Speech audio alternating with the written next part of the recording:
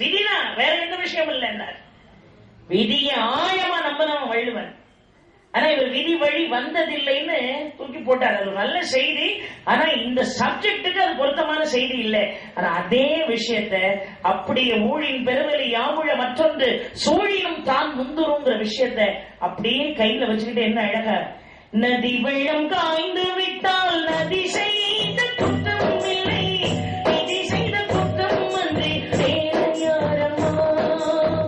நதி வெள்ளம் காய்ந்து விட்டால் நதி செய்த குற்றம் இல்லை, விதி செய்த குற்றம் அன்றி வேறு யாரம்மா. பறவைகளே பதில் சொல்லுங்கள், மனிதர்கள் மயங்கும் போது நீங்கள் பேசுங்கள், மனதுக்கு மனது கொஞ்சம் போது செய்யுங்கள். ஒண்ணுல சொன்னாரா, இன்னொன்னுல சொன்னார் பாருங்க, மனிதன் நினைப்பதுண்டு வாழ்வு நிலைக்கும் என்று, இறைவன் நினைப்பதுண்டு பாவம் மனிதன் என்று. அதுல விதியை சொன்னார் பாருங்க. வள்ளுவனுடைய சாரத்தை அப்படியே வச்சாரு. காட்ட மனம் இருந்தால் கவலை வளர்ந்து விடும், கோட்டை திறந்து விட்டால் அந்த குருவி பறந்து விடும், காலில் விலங்கிட்டோம் கடமை என அழைப்போம், நான்கு விலங்குகளில் தினம் நாட்டியம் ஆடுகின்றோம். கை ரெண்டு விலங்கு, கால் ரெண்டு விலங்கு, உலகம் என்னும் நாடகம் இடையில ஒவ்வொருத்தரும் ஒவ்வொரு கேரக்டர் வாங்கிட்டு ஆடுறானையா, அதுக்கு பேர் தான் விதியினார். அதே பாட்டுல என்ன அழகா, விதியின் ரதங்களில் விரைந்து பயணம் செய்தார், விதியின் ரதங்களில் விரைந்து பயணம் செய்தார், மதியும் பயன்களடா செய்து மனமும் கலங்குதடா, கொடுக்க எதுவும் இல்லை குழப்பம் முடிந்ததடா, கொடுக்க எதுவும் இல்லை குழப்பம் முடிந்ததடா, கொடுக்க எதுவும் இல்லை குழப்பம் முடிந்ததடா, கணக்கை முடித்து விட்டேன் ஒரு கவலை முடிந்ததடா,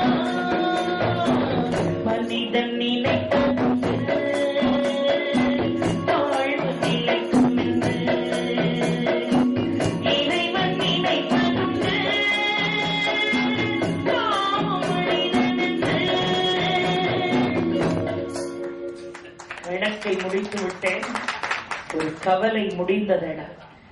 வள்ளுவன் எழுதிய முதல் குறளே அகர முதல எழுத்தெல்லாம் ஆதி பகவன் முதற்றே உலகு. சில பேர் கடவுள் நம்பிக்கை இல்லாதவங்க எல்லாம் என்ன சொல்றாங்கன்னா, அவங்க இறைவனை சொல்லல, அவன் சூரியனை தான் எல்லா உயிர்களுக்கும் வெளிச்சத்தை கொடுத்து ஒவ்வொன்றும் உருவாவதற்கு உறுதுணை செய்த சூரியனைத்தான் அவன் பாடினானே தவிர, ஆதித்தனை தான் அவன் பாடினானே தவிர இறைவனை பாடலன்னு சில பேர் சொல்றாங்க. ஆனா நம்மள மாதிரி ஆன்மீகவாதிகள் இந்த சூரியனே சிவன் நம்புறோம், அந்த சூரியன் தான் சகலம் என்று நம்புகிறோம். அந்த விஷயத்தை ஒருவேளை அதை இறைவன் நீங்க ஏத்துக்கிட்டாட்டா கூட சூரியன் அப்படின்னே வச்சுக்கிட்டா கூட அதுக்கும் பாட்டு வாலியாக எழுத முடியல.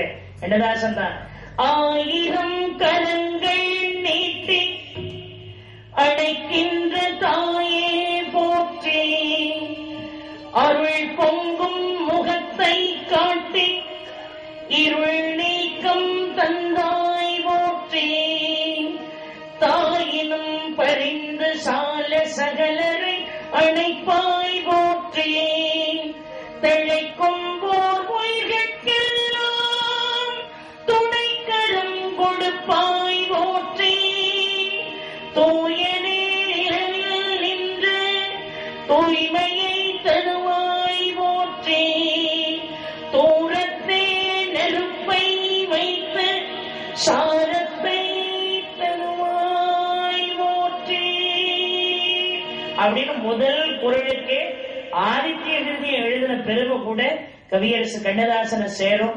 என்ன அழகா இறை வணக்கம் என்று ஆரம்பிக்கின்ற பொழுதே ஒருத்தன் படிச்சிருக்கலாம், ஏகப்பட்ட செல்வம் அவனிடம் இருக்கலாம், அறிவு இருக்கலாம், புகழ் இருக்கலாம், ஆற்றல் இருக்கலாம், திறமை இருக்கலாம், காலம் அவனுக்கு கை கொடுக்கலாம்.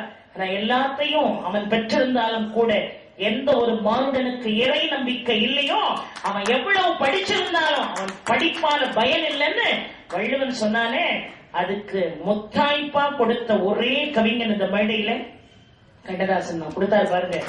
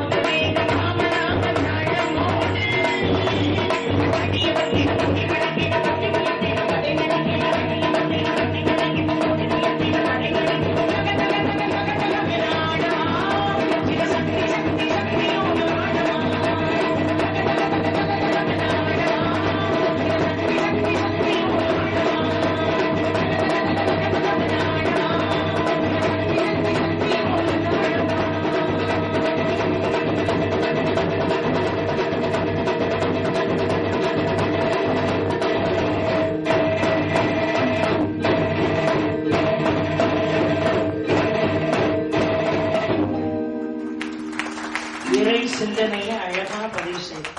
என்னுடைய ஆசை இவ்வளவு நேரம் வந்துட்டீங்க, எனக்குன்னு ஒரு ஆத்ம திருப்தி. அதாவது ஒவ்வொருத்தருக்காக பாடுவானா தனக்கே பாடக்கூடிய ஒரு விஷயம் இருக்கு.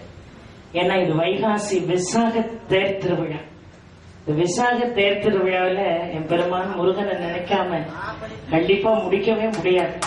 ஏன்னா என்ன அழகா அலங்காரத்தில் பாடுவர் விழிக்கு துணை திரு மென்மலர் பாதங்கள் மேனைகுன்றா மொழிக்கு துணை முருகா எனும் நாமங்கள் முன்பு செய்த பழிக்கு துணை அவன் பன்னிரு தோழும் பயந்ததனை வழிக்கு துணை வடிவேனும் செங்கோடன் மயூரமும் என்ன வாழ்க்கையில எழுதின அருமையான எழுத்துக்களை கூட மாற்றணும்னா நேரா போய் யார்கால விழணும்னு செயல்பட்டு அழிந்தது செந்தூர், வயல்குழில் தேங்கடம்பின் மாம்பட்டு அழிந்தது பூங்கொடியார் வனம், மாமையிலோன் மேல்பட்டு அழிந்தது வேலையும் சூரனும் வெப்பம், அவன் கால்பட்டு அழிந்தது என் தலைமையில் அயன் கையெழுத்தே என்று அருமையாக எழுதினார. தம்பி ரொம்ப அழகா அந்த மேடையில் ஒரு சீட்டு கொடுத்தம்மா, பிராமி அந்தாதியில அம்மை பதிகம் சொல்லாம முடிச்சிடாதீங்கன்னாரு.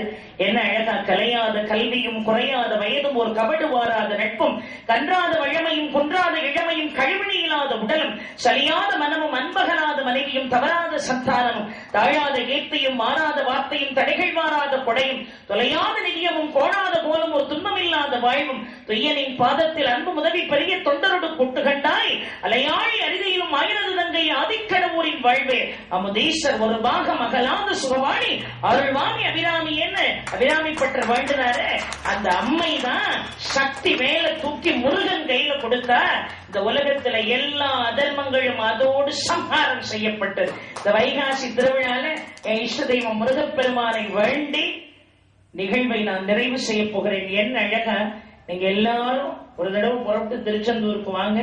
இந்த மண்ணுல மீண்டும் கண்ணதாசனே வந்து பிறக்கணும்னு வேண்டுது. என ஒரு அருமையான கவிஞர் வள்ளுவன் வழியிலே நின்று பாடல்களை வாலி எழுத முயற்சித்தான். நான் இல்லை என்று சொல்லவில்லை. ஆனால் எல்லா நிலைகளிலும் அவரை விட மேலோங்கி நின்று எல்லா குரலுக்குமே கண்ணதாசன் பாட்டு இருக்கு அப்படின்னு துணிந்து சொல்லக்கூடிய அளவிற்கு வளமான வார்த்தைகளை கருத்துக்களை பாழாக்கி கொடுத்த அந்த கண்ணதாசன் இதே ஆன்மீகத்தை வள்ளுவன் சொன்ன விஷயத்தை கொண்டுட்டு வந்து என்ன அழகா நம்முடைய இன்டர்பிரேஷன் தானே அழகா கொடுத்தாரு பாருங்க. திருச்செந்தூரின் கடலோரத்தில் செந்தில் நாதன் அரசாங்கம் தேடி தேடி வருவோர்க்கெல்லாம் தினமும் கூடும் தைமாசம். திருச்செந்தூரின் கடலோரத்தில் செந்தில் நாதன் அரசாங்கம் தேடி தேடி வருவோர்க்கெல்லாம் தினமும் கூடும் தைமாசம். அசுரரின் அந்த இடம் அது தேவரின் இடம் ஆவணி மாசையும் மறுமை பசித்தின் அந்த திருநாள் காணும் இடம் அந்த திருநாள்